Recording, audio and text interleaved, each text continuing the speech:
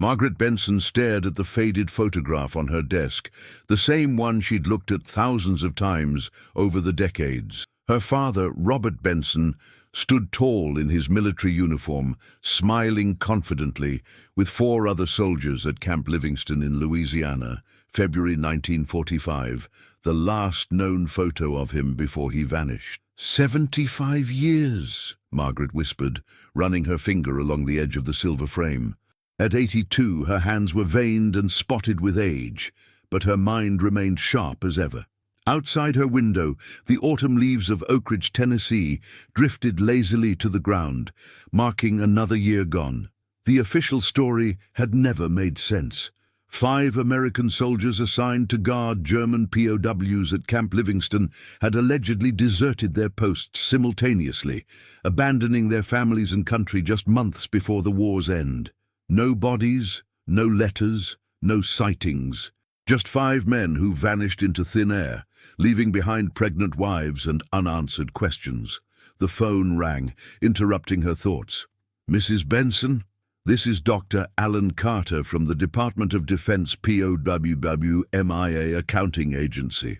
Margaret's heart quickened. She'd been writing letters to military officers for decades, most recently about the discovery of a mass grave near the former Camp Livingston that had been uncovered during a highway expansion project. "We've been analyzing remains from the site I mentioned in my email," Dr. Carter continued, his voice measured and professional. "I believe we may have identified your father." Margaret closed her eyes, steadying herself against her desk. "I'd like to meet with you in person to discuss our findings, if that's possible. There are complications we should address face to face." 2 days later, Margaret sat across from Dr. Carter in a small conference room at the local Veterans Center. At 50-something, he had the weathered look of someone who'd spent years examining the physical remnants of tragedy. "The mass grave contained 7 bodies," he explained, sliding a folder across the table. 5 American soldiers and 2 individuals we've identified as German POWs. "My father was murdered," Margaret said flatly. It wasn't a question. Dr. Carter nodded slowly. "Yes, we believe so. But the circumstances are unexpected." He opened the folder to reveal black and white photographs of bone fragments, dental records, and DNA analysis reports. The 5 Americans match the profiles of the soldiers reported as deserters, including your father. Cause of death appears to be gunshot wounds to the back of the head, execution style, but here's where it gets complicated. He paused, choosing his words carefully. The bullets came from American service weapons, not German ones. Margaret felt strangely calm. After 75 years of uncertainty, even terrible truth was preferable to not knowing. "There's more," Dr. Carter continued. "We found this buried with them." He produced a plastic evidence bag containing a mud-encrusted journal, its pages warped from decades underground. "It belonged to one of the German POWs, Ernst Weber. We've had it translated." "What does it say?" Margaret's voice was barely audible. "It documents a cover-up orchestrated by the camp's commanding officer, Colonel James Hargrove. According to Weber's account, your father and the other guards discovered that Hargrove was selling supplies meant for the camp on the black market. When they threatened to report him, he had them killed and the bodies buried in secret. Weber and another German prisoner who witnessed the executions were also eliminated." Margaret stared at the evidence bag, thinking of the official letters her mother had received. Desertion, abandonment, dishonor. Her mother had gone to her grave believing her husband had walked away from his family and country. "There's someone else you should meet," Dr. Carter said, opening the conference room door. An elderly man in a tweed jacket entered slowly, leaning on a cane. Though his face was deeply lined, his blue eyes were clear and alert. "This is Daniel Kowalski. He was a junior officer at Camp Livingston in 1945. The old man nodded respectfully to Margaret. "I've waited a long time to meet you, Mrs. Benson. I knew your father. He was a good man." "You knew what happened to him?" Margaret asked, her voice catching. "I suspected but couldn't prove it," Daniel replied, lowering himself carefully into a chair. "I was 22 then, just a lieutenant. By the time I began to piece things together, Hargrove had already filed the desertion reports. Why come forward now? Because I promised myself that if the truth ever had a chance of coming out, I would stand witness. He placed a trembling hand on the table. I've carried this secret for 75 years. Now I can finally tell you who your father really was and what happened on that last night at Camp Livingston.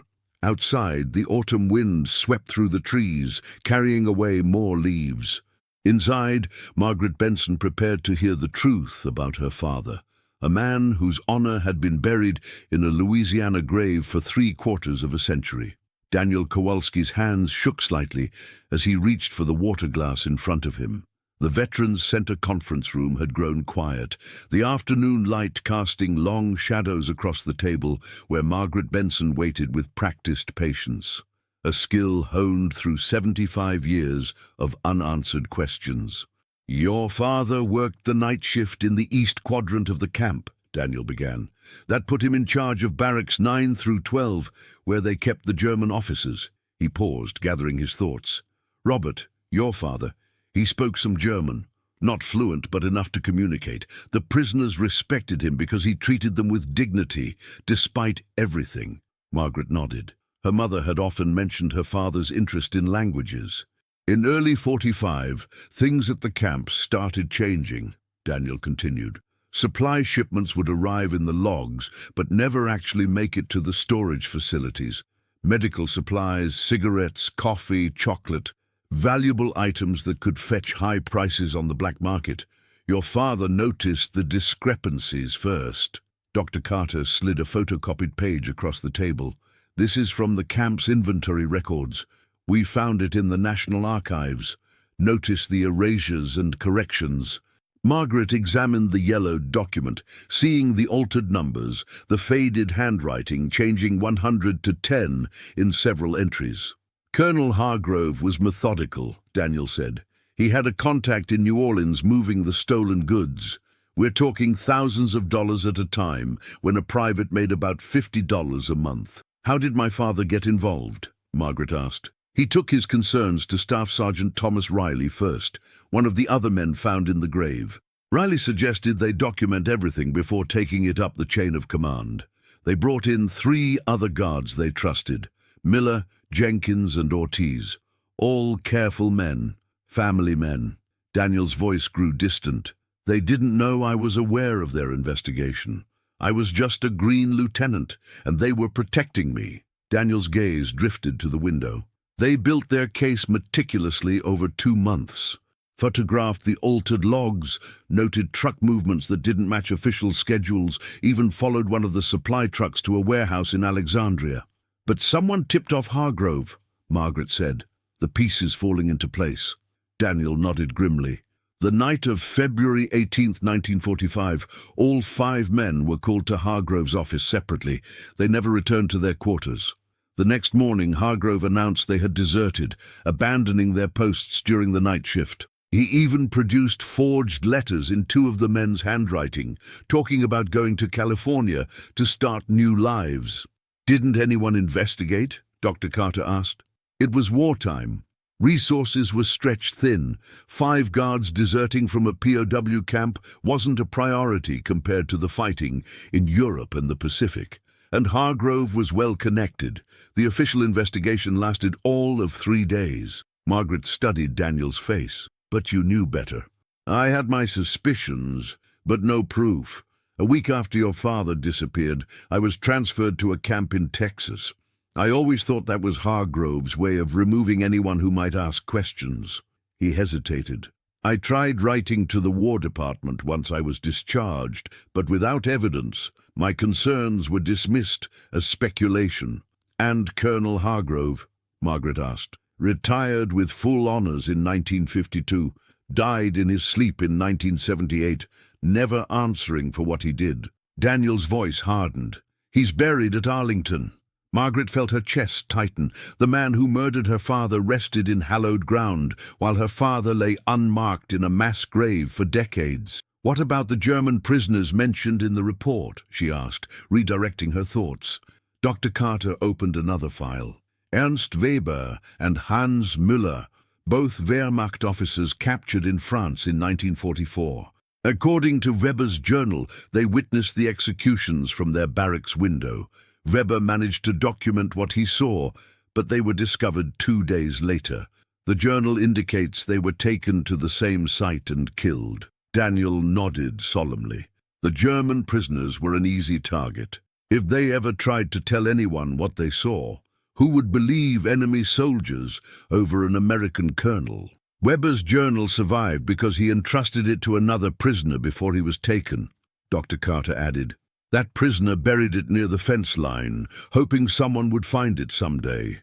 Instead, it remained buried until our excavation. Margaret stood and walked to the window, watching leaves dance across the veterans' center lawn. All these years, her father had been branded a deserter, a man who abandoned his pregnant wife weeks before his daughter's birth. Her mother had faced the shame alone, raising Margaret on a seamstress's wages and the pittance the military provided after declaring Robert Benson a deserter. Does the journal mention what happened that night? The details? She asked without turning around. Daniel and Dr. Carter exchanged glances. Yes, Daniel said quietly. Weber recorded everything. Your father and the others were brought to the clearing at gunpoint. Hargrove accused them of conspiracy and treason, absurd charges he never intended to make official. He had 3 of his loyal men with him. His voice faltered. I need to know, Margaret insisted. Dr. Carter opened the translated transcript of Weber's journal. Weber wrote that they were forced to kneel. Your father spoke last. According to Weber, his final words were, My wife is expecting our first child. Remember that when you pulled that trigger. Margaret closed her eyes, tears finally breaking through her composure. She could almost see her father kneeling in that Louisiana clearing, thinking of the child he would never meet. There's something else, Daniel said, his voice stronger now. Something Weber couldn't have known. Margaret turned back to face him.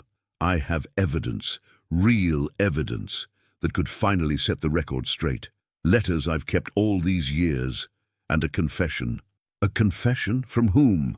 William Thorne. He was one of the men with Hargrove that night. In 1993, he was dying of cancer and couldn't keep the secret any longer. He wrote to me. Daniel reached into his jacket and removed an envelope yellowed with age. I think it's time the world knew the truth about what happened at Camp Livingston. The afternoon had stretched into evening, the conference room now illuminated by fluorescent lights that cast a harsh glow over the documents scattered across the table. Margaret Benson held William Thorne's confession letter with trembling hands, reading the faded handwriting for the 3rd time. I can still hear the shots echoing through the trees, Thorne had written. 5 good men who only wanted to do right, and we killed them like they were nothing. Hargrove said it was for the greater good, that the scandal would hurt the war effort, but it was always about saving his own skin. I've carried their faces with me for nearly 50 years.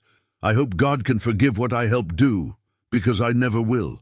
Thorne sent this to you in 1993, Margaret asked, carefully returning the letter to its envelope. Daniel nodded. I was teaching history at Rutgers by then. He tracked me down through the Veterans Association. He was already in hospice care when he wrote it. Did you go to the authorities? Dr. Carter asked. I did. Daniel's expression hardened. The army sent 2 officers to interview me. They took copies of Thorne's letter and promised a thorough investigation. 6 months later, I received a formal letter stating there was insufficient evidence to warrant reopening the case. The letter is framed on my wall, a reminder of institutional failure. Margaret wasn't surprised. Decades of her own letters had received similar dismissals. And now, with DNA evidence and Weber's journal, now we have physical proof that can't be ignored, Dr. Carter said firmly. The Army's position has evolved since the 1990s. There's greater willingness to address historical injustices, especially with advances in forensic science backing the claims. Daniel carefully unfolded another document from his worn leather portfolio. I've kept everything, Margaret. Every communication about your father and the others. This is from Robert himself, written 3 days before he disappeared. Margaret accepted the letter with reverence, recognizing her father's handwriting for the first time in her life. The paper was thin, the blue ink faded but legible. Feb 15, 1945. Dan, if you're reading this, something's gone wrong. The supply situation is worse than we thought. Records have been systematically altered for at least 8 months. Riley estimates $50,000 worth of goods diverted minimum. We have photos and documentation hidden in the loose floorboard beneath Riley's bunk in Barracks C. Meeting with H tomorrow to present findings through proper channels. Not sure how he'll take it, but it's our duty to report. If anything happens, please get word to my wife, Ellen. She's due in April. Tell her I did what was right. Robert. Margaret pressed the letter to her chest, closing her eyes. Her father's voice, reaching across 3/4 of a century. Did you look for the hidden evidence? She asked. By the time I received this letter, I had already been transferred.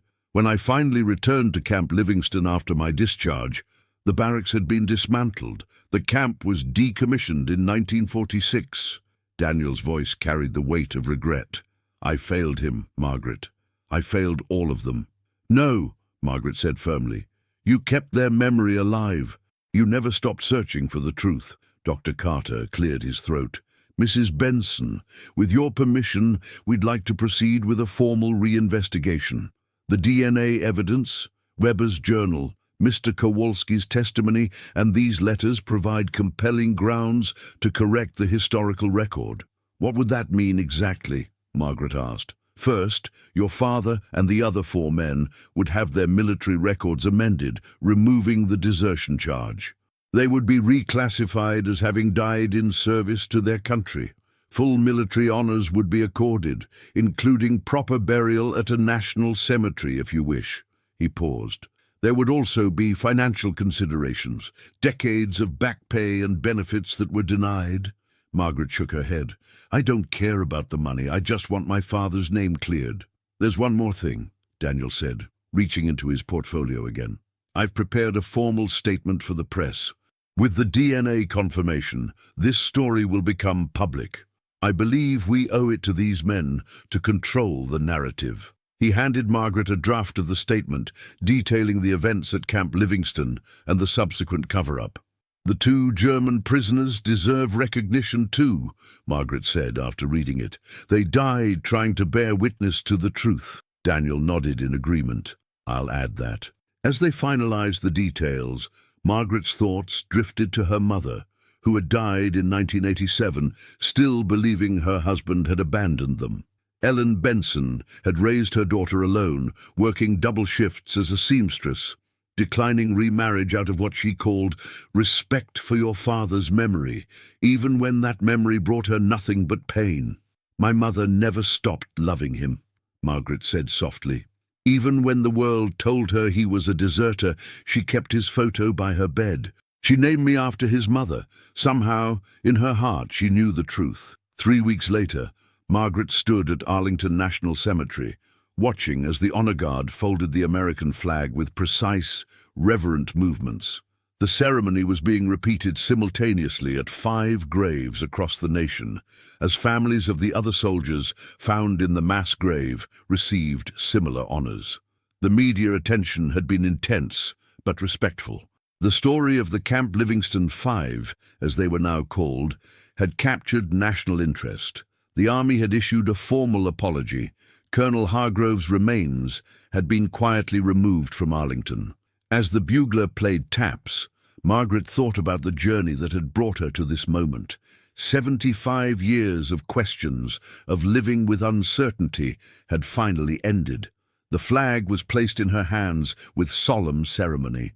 On behalf of the President of the United States Army, and a grateful nation, please accept this flag as a symbol of our appreciation for your loved one's honorable and faithful service. Daniel Kowalski stood beside her, his back straight, despite his years, rendering a final salute to the man he had promised never to forget. Later, at the small reception held at the Veterans Center, Dr. Carter approached with a sealed envelope.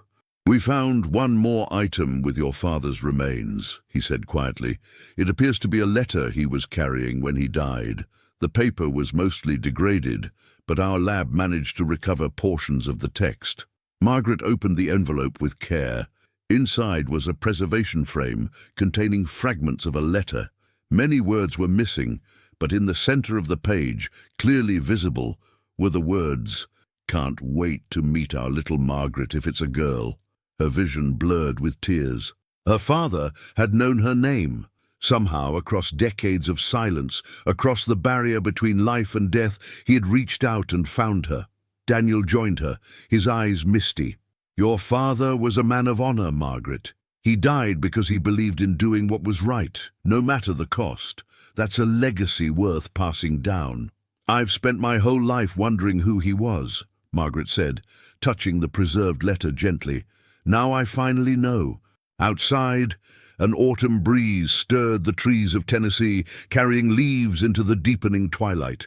After 75 years, 5 soldiers had reclaimed their honor, 2 witnesses had found justice, and 1 daughter had discovered the father she never knew. The truth, buried for so long, had finally come home.